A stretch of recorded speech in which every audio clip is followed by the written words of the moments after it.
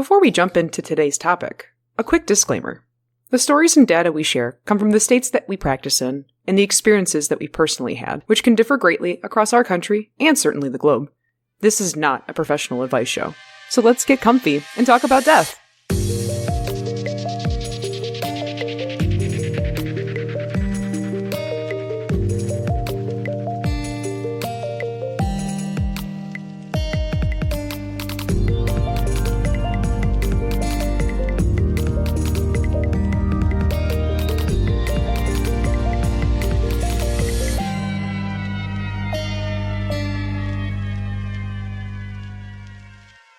Hello and welcome to Mort Mike. A down-to-earth discussion on death and dying. I'm Brandy. I'm Sierra. And I'm Red, and we're your myth-busting fable foilers on today's episode. Welcome back to our myth-busting series on death. I quit being a podcaster. I'm done. I'm done.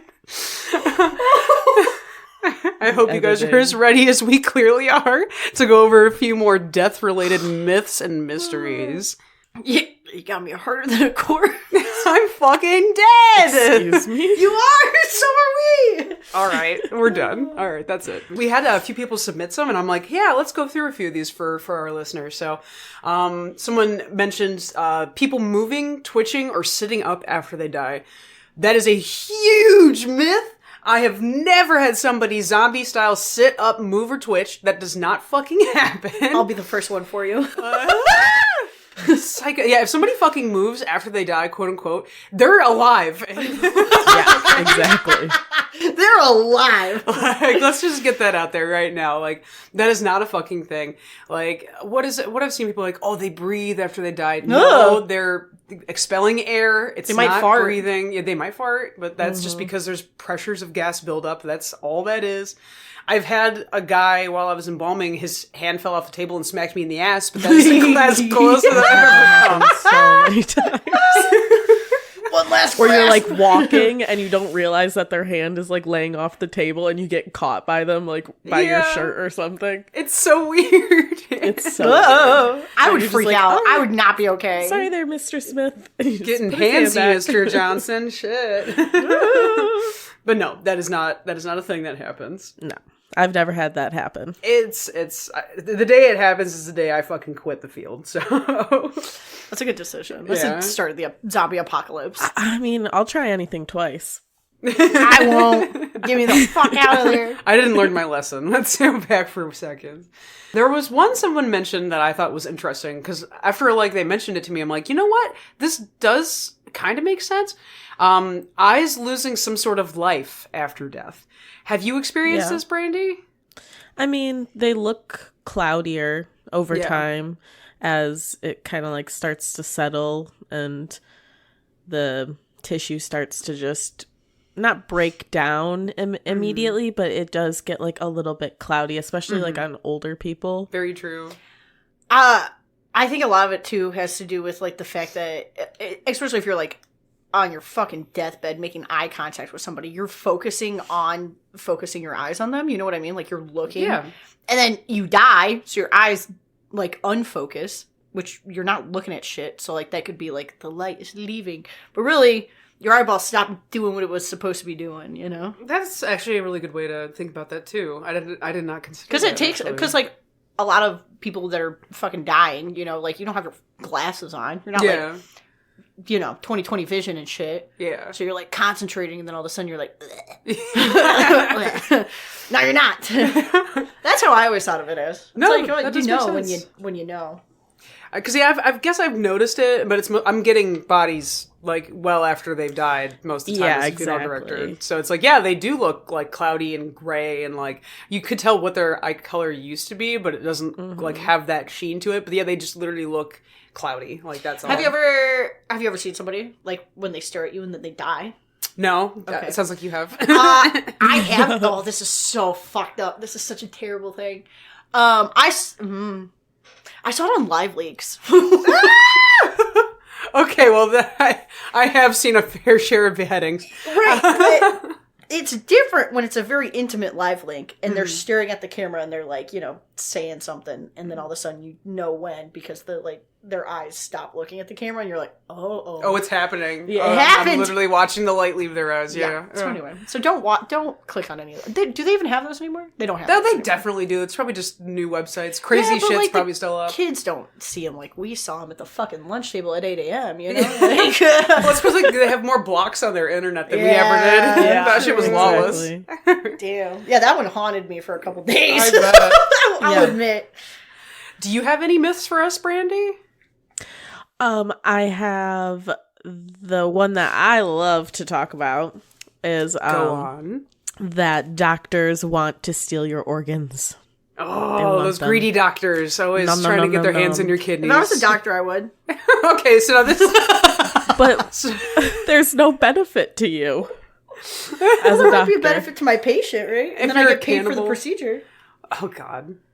You know, I've definitely heard this one 1,000 times over. I'm just like, oh, yeah, they're don't go to hospitals and shit after you get, like, into an accident, because they're just going to let you die on the table so they can have your organs or whatever the fuck it is. Oh, yeah, that's BS. They want to perform as many, like, surgeries and shit on you as they can, and you have to be alive for those. Bro, do you know how much insurance money that they get paid out they for get mad that? money. Not to look at this with a capitalist viewpoint, but we live in a capitalist No, society. So, I mean, we talk about it all the time as like the financial responsibility to take care of everyone that we serve. And like, honestly, organ recoveries and placements, they hemorrhage money. Yeah. Nobody makes money on organs except for literal black market organs, which is not happening in the hospitals. Dude, back in 2013, you could sell, this is bad that I know this, a white woman from America's kidney for like $14,000. That's not, nice. It seems like it's not a lot. It's not a lot. Still, it's not enough. Well, you know why? It's because you have two kidneys. Oh, yeah, if it's like a heart or something, it'd probably be different. Then you have to kill somebody to get it, then that shit's way more expensive. Yeah. But I think it's interesting that they, like the black market organ harvesting that I definitely don't know a lot about. It's regional, right? So in different places in America and from different, like, types of people, it all affects the cost of it, which is so it's probably like the drug trade, right? So if you're like closer to an international area, like an international line between countries, like it's probably cheaper to get the drug because it's easier to get it. But if you're like more landlocked, it's not as close to where you could ship an organ. Yes, but also it had to do with the quality. So like if you're literally picking between like classes. It literally had that. I swear to fucking God. like tax. We got a AAA kidney over here. Yeah, we got a C tier. Yeah, put that into my cart. What? So like, and different countries and stuff had different prices based on the regions that you were in the country, not because of like the accessibility, but because of like the quality of the person, or like the health of the person that you were harvesting. Yeah, because if it's coming from like a third world country, it might not be with. I guess healthy potentially is a place that has better access to medical you could get treatment. So I'm not answering that, but it's a real thing. It's kind of crazy. But no, like doctors don't get like kickbacks if they send us an organ donor. You know what I mean? Like they don't get like a finder's fee for like letting someone die on the table so they can send off organs. All OPOs have their own doctors that do the recoveries. For the most part. And then there are transplant surgeons that do the other part of the recovery. So there's nobody really benefiting, especially an ER doctor. There's no ER doctor that's like, oh, this guy's a perfect match for the guy that's over there that needs a heart. Let's just let him die, and then I'll tell the transplant surgeon that he can just come and grab this. Like, there is so much brain death testing that goes into determining whether somebody can even be a donor. The qualifications are not as simple as, this person just died, so let's take their organs. Like, they have to meet many different criteria before that can ever happen. Like, it's more work to try and make you an organ donor than it would be to just treat you. And then, like you said, continue to get money from you for surgeries and rehabilitation and whatever. Yeah, man, you gotta milk everybody's pockets as much as you can. Would you guys sell an organ? Like my own? Hypothetically. Like somebody else's or my own? Your own. Okay. Yeah. A kidney or part of my liver for sure. Yeah. Yeah. No problem. I think like the non. Good to know. I'm putting that in my book. Wait, I'm just kidding. You can't drink though. You can't drink though. Oh, that's like my whole thing. Okay, never mind. Wait, what do you mean you can't drink? Because your liver has to be healthy. Your liver and your kidney. We do not have healthy livers. My liver might be the healthiest because I keep it active 24/7. Keep it on its toes. I keep it on its toes, baby. It's like, I don't know what's coming next. It's 8 a.m. Tequila. Breakfast shots. Breakfast shots. I'm kidding, guys. We don't have a problem. We have a solution, and it happens to be a lovely glass bottle with a little hat on top. Jokes. It's so funny. Would I So good. sell a kidney? Yes. Yeah, I think I would. My kidney is for sale. Let me know how much I'm O. Yeah, what highest am I? bidder. O positive, I guess. Oh my god. You want to give me your soch too? Yeah, Fuck. please. Let me know. Oh, positive. Isn't that like kind of coveted? Yeah, because I it's know. the I'm universal. back. The No. universal Ooh, donor. I might be O negative then. I'm the universal taker. I'm not the universal giver. Why does that keep Makes track with sense. you? Makes sense. That works with the personality. I love it. Do you have any other organ donation or donation-based ones, Brandy? Let's see. Well, if it's coming from a funeral director, they're saying, these assholes just want to make my day so much longer and so much more horrible. Correct. You guys are specifically making our job tougher. That is like I've heard that 1,000 times from other funeral directors. So when you are a donor, you are often missing a lot of parts of your body that make it easy to embalm because they're taking like cardiovascular tissue. They're basically breaking up the highway that we would use to get embalming fluid to all the tissues. And so, there are some old school directors, or I would say, dare say, people that are bad at embalming, that have something to say about this. And I think it's complete bullshit. Doing an autopsy embalming is about the same amount of effort as doing like a donor embalming. So yeah, that's absolute trash. If there's any funeral directors out there that are just like, I don't like organ donation or tissue donation because it makes my job harder, get a different job. Like, Kill yourself. If that's where you draw the line, oh my god. Just kidding. If that's where you draw the line for like, oh, this is tough, like, dude, we deal with tough every day. This is just a blip on the radar. So get yourself checked. Yeah, the physical work is the easy part. Yeah. That annoys me because it's like you're literally doing like cosmetology level stuff for something and you're bitching about it because like the other person wanted to have an impact on like other people's lives. Correct. Like, And it means so much to the families too. Like, No, I was going to say that's the point that I would love to make too, is that like these families want this too. You're disrespecting them, but you're saying that they're the people you're serving.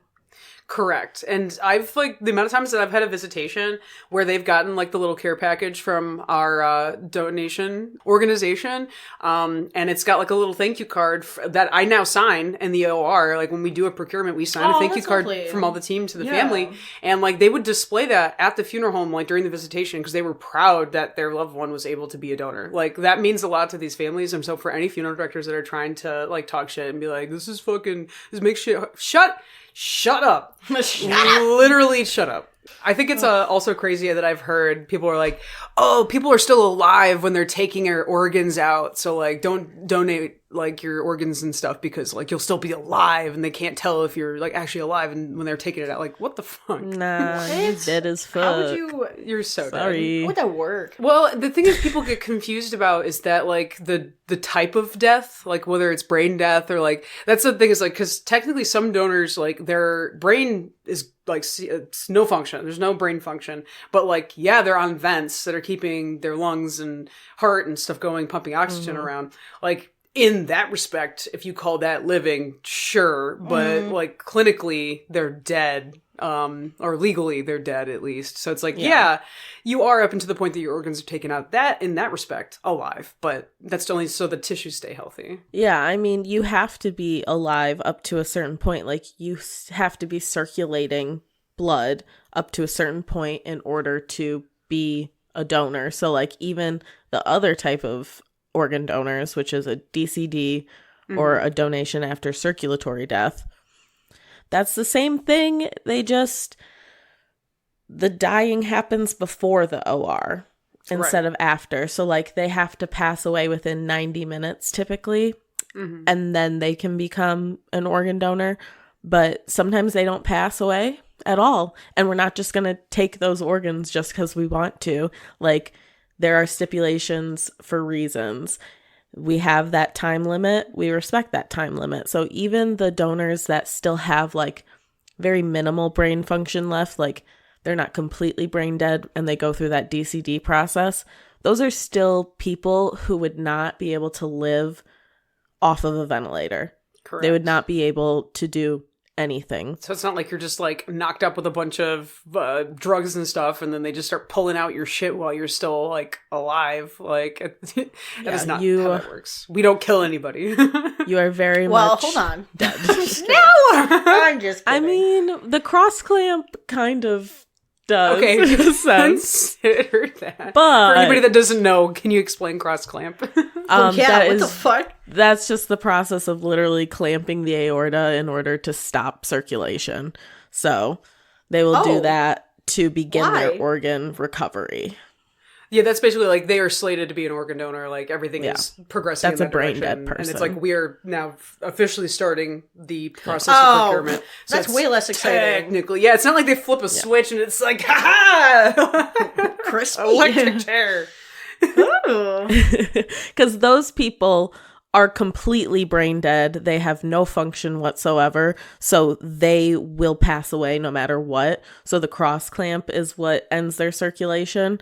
But for the other type of donor that has like a little bit of function left, they pass away on their own after all of the machines are turned off. So that's like the organ donor that we're more familiar with. And that's actually the organ donor that happens the least. Right, exactly. Oh, the cross-clamp people. So nobody needs to be worried out there about any type of faux pas that would happen. So if you're in a car accident, don't be like, don't take me off the donor registry. Calm down. It's not that serious. Legally, Yeah, if they you're won't. still talking, you're good. Legally, they won't be taking organs. Illegally, I will. Illegally, Sierra yeah. will help you in that regard. Yeah, careful who pulls you out of your car. If it's Sierra, just figure out how to start running. Right, exactly. That would be terrible. I would never. I would. She absolutely would. So there's this news article that I have to talk about because I've heard about it 1,000 fucking times and I'm tired. I'm tired of seeing it pop up in like different with different names of funeral homes and different names. I'm tired of it. So World Daily News reported that in Beaumont, Texas, morgue worker Henry Paul Johnson was inadvertently incinerated by a coworker as he napped on the job. An employee of Jefferson County Morgue died this morning after being accidentally cremated by one of his coworkers. According to Beaumont Police Department, he decided to take a nap on a stretcher after working 16 hours straight, and while he was sleeping, another employee mistook him for a corpse of a 52-year-old car accident victim and carried him to the crematory. That's rough. Yeah, that is not fucking true. For like 1,000 first of different all, reasons. Sleeping on a stretcher at a funeral home. Gross. Thank you for saying so. You should never touch anything without like a body condom, like at a funeral home, like in the back, not like in the lobby or anything. But well, no, I just like the amount of paperwork that goes into somebody being cremated and like the double checks that we have to make. Mm-hmm. Like my last funeral home I worked for, it's not how every funeral home works, but like it's pretty fucking close. We had to have like 4 people sign off on like the cremation documents on our end alone. This isn't even talking about like the family having to sit down and do an identification of the deceased either through a photo or in person. Like we had to have the funeral director, the manager of the building, the crematory operator, and then the crematory operator again at the end of it, like sign off every single step. And we had to review the paperwork every single step. There's no fucking way. Also, stretchers don't go into the retort. The stretchers don't go into the retort. They would have to be boxed up in a minimum of an alternative container for cremation. I feel very strongly about this article. Damn. I hate it so much. There's no way it's gonna happen. That one lady got cooked in the Walmart, though. What? You didn't hear about Huh? that? No! So they have walk-in ovens, and she got cooked in the... That's a real ass thing. Hold on. Oh, what? I'm going Wait, to pull up the article so I can quote this correctly. Please tell me that... Okay, like listen, if we're gonna fully spread... well if done. we spread another myth on this while we're trying to not spread myths... It's a real...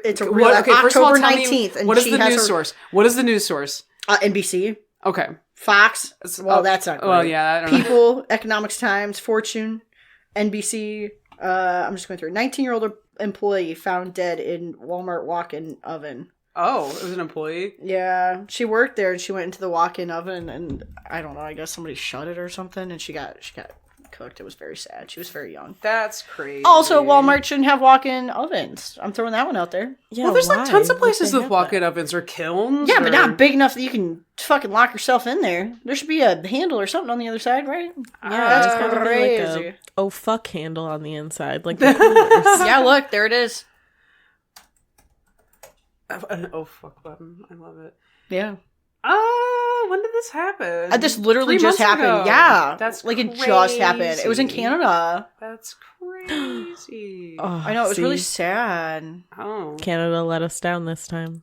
She literally burned to death. What a terrible way to go. Well, also, it would probably have been a Slowly slow cooked death, too. to Oh death. no, that's really sad. She was only 19. That's somebody's How friend. long was it? Like, how long was she in there? Oh, they Nobody found her overnight. noticed? Oh, no! So she went in at the, like, end of a shift or whatever, or something to do Girl. something. And then, Oh, they were probably like, cooking all the chickens at night or something. Oh, Yeah. man. And then they found her the next day. Actually, this may be true. I read it on NBC, so, fingers crossed. It was her mom that found her, because she also worked there at the bakery. Oh, that's even worse, yeah, dude. that's really sad. Anyway, you're welcome for that one. Yeah, thanks, Sierra. That was You're great. That's like one of So- those 1,000 Ways to Die. Yeah, Yeah, I love that show. I or love like that show. fucking whatever, Final Destination. Yeah, Final Destination. As somebody with a nose ring, did not like the trailer for the new Fair. For the new one. So basically, what you're saying to me, Sierra, is it won't happen at a funeral home or a crematory. It'll happen at Walmart. Yes, yes. Anything Good to know. that is fake news anywhere else is true at Walmart after 3 a.m. Oh my god. All right, I got one more myth to This take is us the one that home. I thought was real. Okay, I'm glad that we are definitely going to be making some strides here for many people to knock down some of these falsities that are circulating. Are we positive it's not real? So the first time I am positive. The first time I saw it was actually on a TikTok, and then it started blowing up, and other people were like copy pasting and doing Oh the same shit, thing. that's where I saw it too. Yeah. Damn it, I believed it. It's What almost an like I idiot. knew. So morgues prefer hiring women over men because of necrophilia, is the myth. And it's okay. So in all fairness, this is one of those things that like you can't necessarily say, oh, well, there's not really a way to tell in certain respects of like, oh, well, see, they're hiring a lot more women in mortuary sciences lately. That's because more women are getting into mortuary science, right? So also the TikToks always say morgue. You have to know that there is a difference in morgue and mortuary. Those are different things. A morgue is like a hospital, like that has refrigeration. That's their morgue. Where a mortuary is literally like a funeral home. So they're already using the wrong nomenclature for things, which shows like that could probably be a myth. Indication of falsities. Correct. But no, it's not because, like, people are fucking bodies that they're hiring women. First of all, misogyny. Women can fuck bodies, too. Wait. God damn it. Yeah. Okay, sure. But Yeah, they can. You're telling me. Gross. But no, but it's on the whole, Horrifying. women are being hired more in mortuary sciences because, like, more women Yeah. are applying, because of, like, a natural inclination towards empathy. That is actually kind of why. But no, it's not because they're not hiring men because, like, okay, there was this one guy. It was a story from one guy. I don't remember how many years ago it was, but he was like Had to be working the at a 80s. hospital and was into necrophilia, and like over a decade or something had been like abusing the corpses in that way. But it was I one do guy, remember that. and that was a long time ago. Shit. And Well, it's not like they'd get caught. well, he did. Well, yeah. If it's over... Yeah. But think about how many he got away with.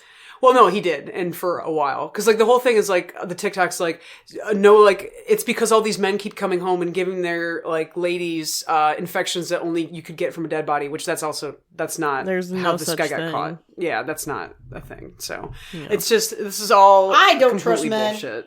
It's all well, I mean, neither do I. I mean, I don't trust men either. And there absolutely is instances of people doing this. But the type of people that do or want to do necrophilia are hopefully the type of people that do not pass background checks and several interviews and things like that.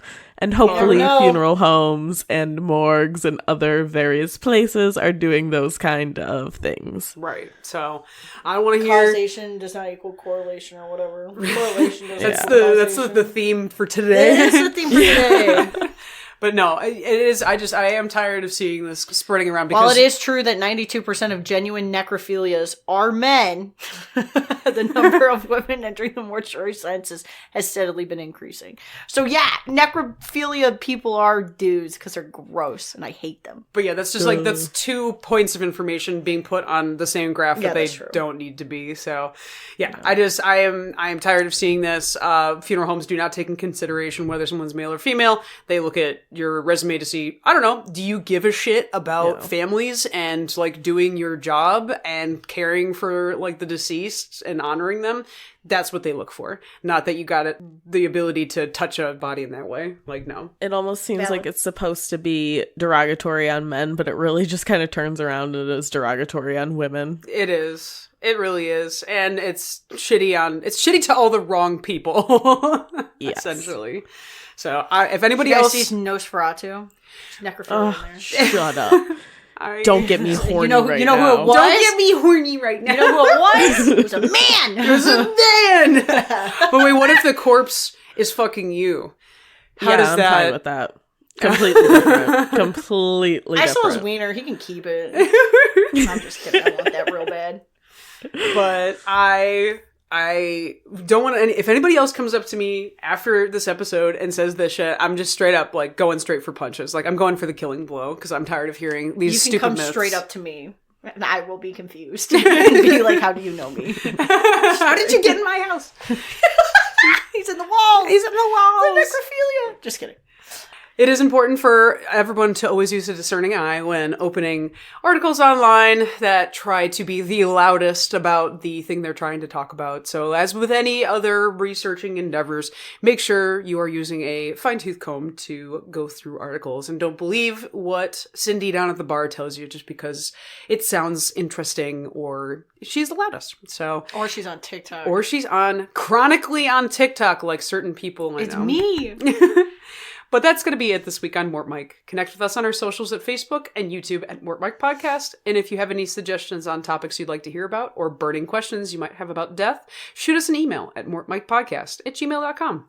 A huge thanks to Joey, our dedicated studio gopher, Marson Music for our theme Deputies of Death, and Macklin Legan for our custom icons and banners. Be sure to tune in the first Thursday of every month for more casual discussions on death. Thank you so much for listening. This has been Mort Mike. Bye.